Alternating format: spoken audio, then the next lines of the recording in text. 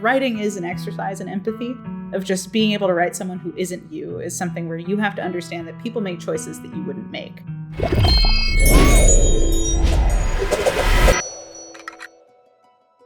Have you ever found yourself becoming unreasonably attached to a video game character? Sure, sometimes all it takes is for them to be vaguely friend-shaped, but more often than not, it's because they're written in a way that makes them feel almost real. Like actual people with personalities, thoughts, feelings, and desires. People who grow and change and react to the world around them. People you'd actually want to spend time with and get to know. Like your fellow expeditioners in Clair Obscur, your core party in Baldur's Gate 3, or your students in Fire Emblem Three Houses. One of my favorite collections of dynamic, compelling characters to come out of the past few years is the cast of Scarlet Hollow, a narrative horror game that responds to nearly every choice you make in ways both subtle and dramatic. To find out how Scarlet Hollow's NPCs were conceptualized, and how the game's incredibly nuanced relationship system was implemented, I'm joined by Black Tabby Games, aka Abby Howard and Tony Howard-Arias. Abby and Tony, please introduce yourselves and tell us a bit about your background in the video game industry. My name is Abby Howard. I have been a graphic novelist for a while now, and I also work in video games. I work with Tony, my husband. That's me. Yeah, we make games together. We write them together, and I do all of the art. Yeah, and I do all of the coding and game design and running the company. Thousand Yard Stare, if my face is not on camera right now. Your games tell stories at the crossroads of horror, romance, and humor. What drew you to this particular fusion of genres? I think they're all very strong emotions, and when you're dealing with a strong emotion, it tends to bleed into adjacent strong emotions very well. Talking specifically about the horror and humor side of things, the structure of how you write good horror and how you write good comedy, at least when you're getting into the weeds, is very similar, right? Where you're playing with expectations, setting things up in one direction, subverting those expectations or undermining them in another to throw people off guard, to get a genuine reaction. Ideally, one with their mouths where they either go, ah, or ha ha ha. Yeah, it's like kind of hijacking somebody's body or trying to and getting someone to have a physical reaction. It's like the triad of doing that, of just making someone feel something so strongly, and pushing boundaries, I think, is kind of a big part of it. So like taking it the extra mile, but then sometimes people will react to that differently. Like a lot of people will be more horrified by something, and then other people will find it very, romantic. Or they'll laugh. Like a lot of people laugh at horror movies. It's almost like an instinct. And on the romance side of things, I know that's personally something I care about a lot when I play games. You will have a very hard time getting me to sit through an 80-hour RPG if there is not a romance plot in it. Ideally one where I can pick the correct person. I think in general, there's just something about romance as it relates to player agency where it elicits a feeling of deep attachment, which can get people to play in a more emotionally honest way because they are attached to those outcomes. Oh, for sure. I'm the same way. I especially love a game that lets me daydream about a love interest in the shower the morning after I've witnessed a gruesome death or watched all my friends get possessed by ghosts. Yeah, those non-steamy shower scenes in Scarlet Hollow really hit all three of those points. Because we also structure those in a way to overwhelm people with a feeling of dread. Generally, every episode when you take your shower, like you have a list of things that you can think about while you're in there. And the more terrible things that happen, the deeper into the list you have to scroll before you can have any pleasant thoughts. Which is also a funny thing to do. I have to say, I was shocked to see that Avery's a relatively unpopular romance choice in your player surveys. They're top-tier shower daydream material, in my opinion. Well, good. That's great.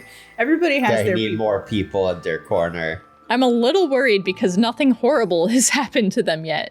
Maybe episode 5 will be their time. No. We would never do that. Scarlet Hollow is one of my all-time favorite narrative games. It's gorgeously illustrated, exceptionally well-written, and filled with dynamic characters. How did you go about designing the game's core cast while making episode 1? Kind of starting with a list of archetypes, basically, of just here are the kinds of people that we want in the game. We want this goth person. We want the girl next door. We want the nice dad. Like, here's a list of types of people.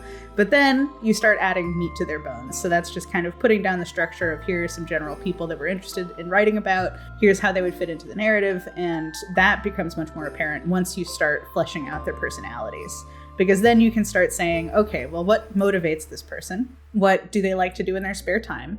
Like, who are they outside of the game? What relationships do they have with other people? Just kind of like questions you ask to figure out who someone is and how they might react in any given situation. Because a lot of how our characters kind of are discovered and how you figure out who they are is through interactions with other people and reactions to environments. So I'd say, like, Stella, you learn about her generally when you first meet her in town of just like, she seems nice. And then you go into the woods with her and she's a little bit nuts. She's like a little risky. She is really pushy, especially if you try to say no to her. Like, there is more to her than just being nice, and kind of discovering that as you see the way that she interacts with people, I think is fun. Yeah, I feel like over time, as we've worked on other projects, I've started moving in a different direction, starting with like, what are the major themes of this work, and working backwards to figure out what characters do we need to encapsulate the different angles of these themes, right? Like, that's something that's very much the case in Slay the Princess, where there's all of these chapter 1 outcomes in it that lead to a new transformation for the princess in chapter 2.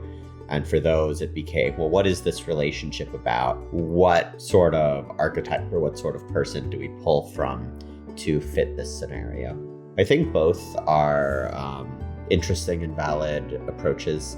I think they're going to work best kind of in mashed together. Yeah. Because like, there are definitely issues with the way that I do it, where it's like fitting them into the narrative is super important. Making sure that all of their stories feel like thematically connected is something that we've had to do as we went, versus kind of, well, not all the time. I mean, Tabitha, for one thing, is definitely not somebody where we came up with that on the fly. Every piece of her is extremely purposeful. But I think it's also, when I work backwards from a theme, it's like too generic and too broad. I can't just like then narrow it down and be like, okay, and then let's start from the other direction of just, and who are they as a person, instead of just the theme around them. I think both approaches work very well in conjunction. Mm-hmm. Because like, even with the Slay the Princess stuff, I think a lot of your designs started with like a type of lady. I suppose that's true. Everything is cyclical. All writing and all game dev is an Ouroboros type situation. Which of Scarlet Hollow's characters would you say your audience's opinions are most split on? We have a couple. Dr. Kelly is a pretty big one. We are very happy that she's a controversial character. Like, her decision, the decision that she's involved in episode 4, is one that we were hoping people would be pretty polarized on. Episode 3 and 4, I think, are our most effective ones so far, which makes sense as we grew as creators. So. And one character at the major juncture in each of those is very controversial. Charlie the Ghost in episode 3 is like wildly controversial in the community, where like some people, he gets mentioned at all and they fly into a frenzy. What about Sybil? I still don't quite know what to make of her. I think people just hate her. Yeah, I would say that neither Tabitha or Sybil are controversial, because almost everybody loves Tabitha and almost everybody hates Sybil. But they feel strongly about it. But they do feel strongly in both of those buckets. I'm so glad that it turned out this way, that people like feel so connected to Tabitha that they will defend her with their dying breaths. Yeah, it makes a lot of people like, it forces them to challenge a lot of their conceptions of the world when they like that character so much, which I find compelling, and it's what art should do. Right? Yeah, and they all think they can fix her. It's we managed to make one of those ones. I could fix her. Right. She might seem like a union-busting local tyrant who's rude to everyone she meets, but really, she's just misunderstood. She works so hard, Jess. She works so hard. She works weekends. She's keeping this town alive by, making sure that she owns all of the property. And. But have you seen her main house? It's bad. Yeah, her main house falling off a cliff. Yeah. The sacrifices. In Tony's 2022 GDC talk, Making Player Choices Feel Like They Matter in Your Narrative, he discussed 3 types of impact in story-driven games: cascades, callbacks, and heuristics. Can you tell us more about how you use heuristics to measure the player's relationship with other characters in Scarlet Hollow? I just made all of those terms up. Yeah, I figured. But heuristics are essentially a way of coding a vibe check. Usually your perspective on another person in the real world isn't just like a series of binary switches. It's the way dozens or even hundreds of small and large interactions gradually shape their perspective of you. So we have like 12 variables for a lot of the major characters in Scarlet Hollow that look at different sub-components of a perspective, right? Like, is the player being friendly or hostile? Which is not in contradiction with a different axis of, is the player being authentic and emotionally honest and someone that someone else can talk to, right? Because like in the real world, a lot of close friends are people that you do sometimes rib a lot and make fun of and pull pranks on. So like, is there a way that we can map a relationship of the sort of person that you might aggressively push back on, but when push comes to shove, you'll be there for each other? Yeah, we wanted it to not feel like you had to just be nice to everyone. So especially with Tabitha, like being just nice to her, she just feels like you're being fake. Pretty much in the first 3 or 4 episodes, every single dialogue option you pick will just like at least marginally increment a handful of values. Building out your character. Yeah, allowing us to build a portrait of a person. And then once that's set in stone, we have a cleaner way to just directly guide interactions in a way that feels more organic and doesn't do just the thing of, I remember that time that you left me behind.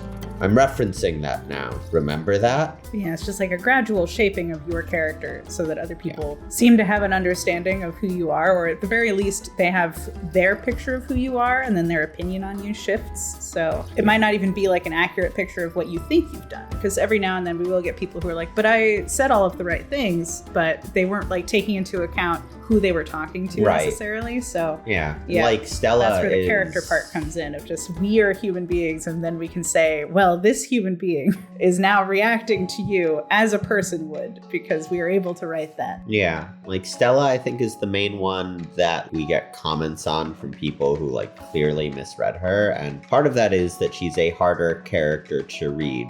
She throws up a lot of walls and she falls back on Southern politeness a lot. So even if she doesn't really like you or doesn't feel close to you, she'll still act very friendly on the surface. And then it's just you hit a point where push comes to shove and she's not there for you. What's an example of a scenario in Scarlet Hollow that might change depending on the player's relationship with the relevant characters? Yeah, I mean, I think the biggest instance is going back to that episode 3 decision where a ghost demands years of your life for the way your ancestors robbed him of his time. If you attempt to take the sacrifice on and Tabitha is present, depending on her relationship with you, she can either just let you do it, or if she's closer with you, she'll stop you and throw herself in front of you to take that burden on. There's another example at the end of episode 4. You can seek out Stella, and it's kind of like the ultimate relationship check for Stella. Like, romancing her is probably even easier than this for people who like are on rocky footing with her. She can choose to open up to you or not about like why she ran off for the whole episode, because she's been missing the whole time. So at the end of the episode, you can find her and she can tell you about what happened that made her so upset after she saw some ghosts. Or she can just sit there and be like, distant, I don't know, sorry. You go home and nothing happens. Yeah. I've always sent Tabby over to talk to Stella. It just seems like a prime opportunity for those two to reconcile. Wow, that's really interesting, and I won't say anything beyond You're that. probably going to want to talk to her at some point. How does Scarlet Hollow's trait-based role-playing system influence the player's relationships with NPCs? Well, if you pick the hot trait, everybody likes you a lot more. Yeah. Does it even So work it's on It's like Tabitha? a little bit of a hidden one. Even Tabitha. Yeah. Yeah. No one is immune to attractive people.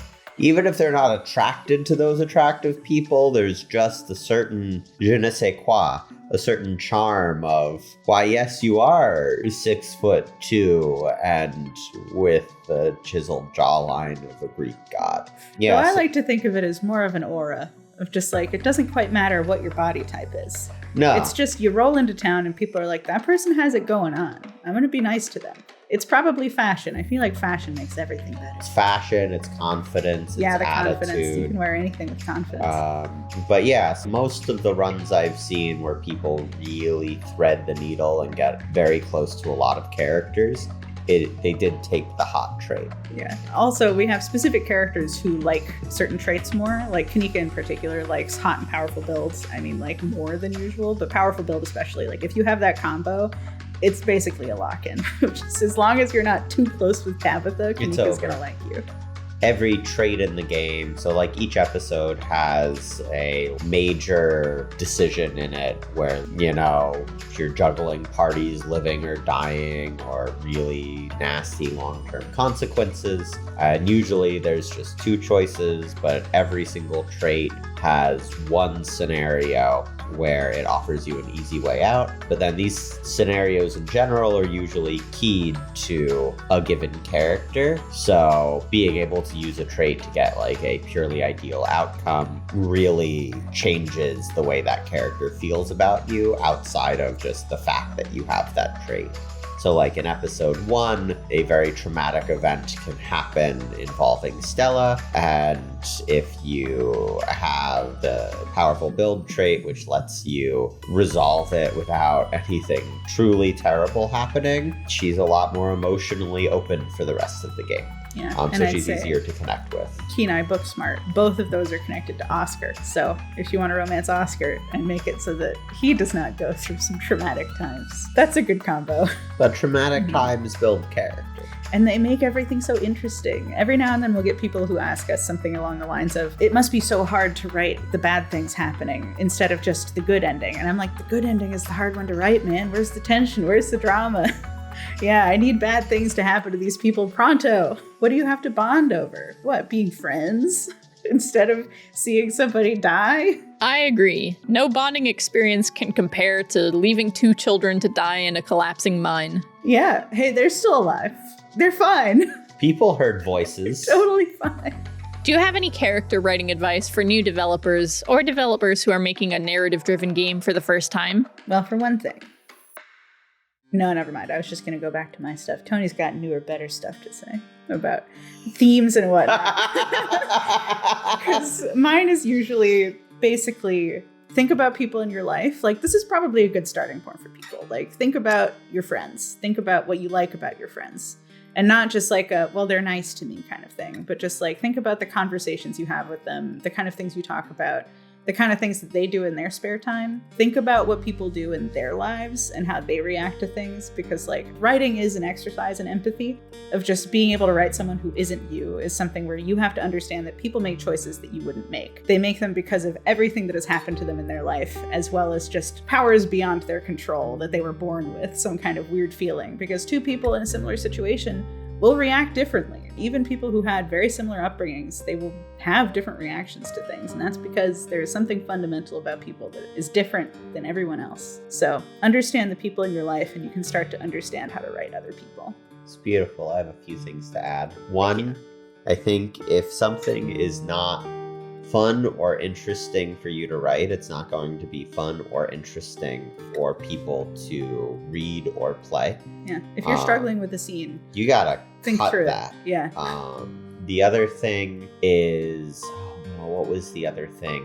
Oh, yeah, no, there's a tendency, I feel, that a lot of games writers in particular have to make something like, this situation is a puzzle, and here's me using my characters to present what I think is a clever solution to that puzzle. It kind of ties into what Abby was saying earlier about not wanting to write happy endings, where it's like, you know, there shouldn't be just like an easy, optimal outcome that shows off one's ability to create optimal outcomes. There should be tension, there should be drama, there should be conflict, there should be costs to people making choices. And I think with the approach I sometimes see of these situations are problems to be solved, you lose characterization with that approach, where suddenly, every character just becomes a sort of resource of the authors to fulfilling that goal. So instead, approaching something with character dynamics in mind,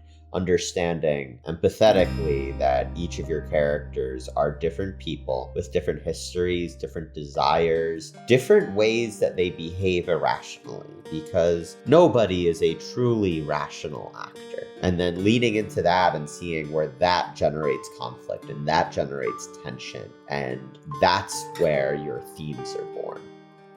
Thank you, Abby and Tony, for sharing your expertise, and thank you for watching this episode of Storycraft. Fun fact, Scarlet Hollow was actually a major impetus for my career in games media. Playing it for the first time really enhanced my appreciation of indie games and made me want to shine a spotlight on the ones that deserved more attention. Anyway, I highly recommend that you give Scarlet Hollow a try if you haven't already, even if visual novels aren't your thing. There are always exceptions to those self-imposed rules. You just have to find them.